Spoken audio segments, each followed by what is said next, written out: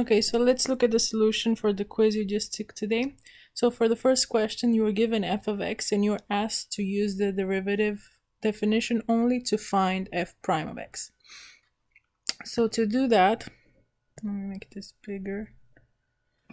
You have to know the definition of the derivative. So we know that f prime of x equals limit as h goes to 0 of f of x plus h minus f of x over h. So if you knew that, that would have helped a lot. So now let's just plug in. So this is going to be limit as h goes to 0. F of x plus h is going to be 1 over 1 minus 3 times x plus h. And then minus f of x is just 1 over 1 minus 3x, everything over h. So we're going to bring to the same denominator. So this one is going to get multiplied by 1 minus 3x plus h. 1 minus 3x plus h. And then this other one is going to be multiplied by 1 minus 3x. Okay, so now they have the same denominator.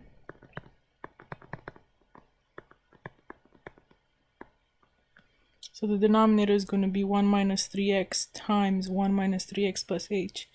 And then we still have this h here, so it's going to end up being h times 1 minus 3x times 1 minus 3x plus h.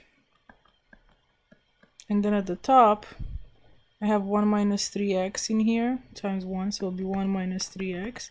And then minus 1 times 1 minus 3x plus h. So it's limit as x goes to 0. It's going to be 1 minus 3x minus 1. And then minus 1 plus times negative 3 will be plus 3x and then plus 3h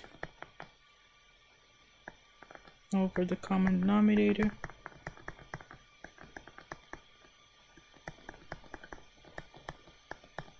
Okay, so now I notice that some things cancel, the 1, the 3x, and then also this h with this h.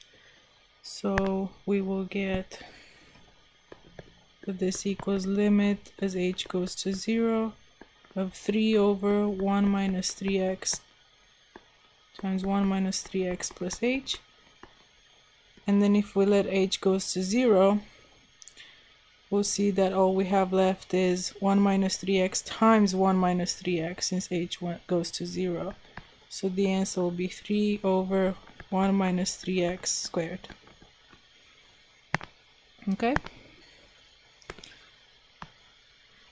So f prime of x is that. So that's what you're asked to find. Now, we have to write the equation of the tangent line to y equals 1 minus 3x at x equals 3. So at x equals 3, the y value is basically going to be, so I have the point 3 and then 1 over 1 minus 3 times 3. So I have the point 3 and then negative 1/8. So the tangent line to this function, this is basically your f of x, is going to be y minus f of 3 times the derivative at 3 times x minus 3.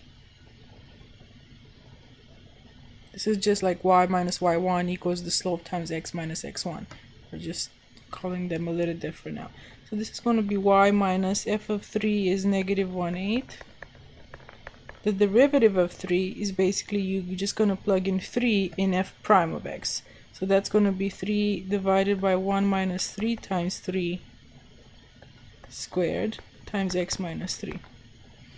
So now we're just going to work this out. So this is the same as y plus 1/8 equals 3 over 1 minus 9, that's negative 8 squared. That's 64 x minus 3. And we can leave it as this. or we can work it out a little more by subtracting 1/8 from both sides. So we'll get 3/64x minus 3/64 times this 3, and then the minus 1/8. So if we bring to the same denominator and multiply by 8, so finally y equals 3/64x minus b minus 9 minus 8, so minus 17/64. And this is the equation of the tangent line to y equals 1/3 minus x at x equals 3.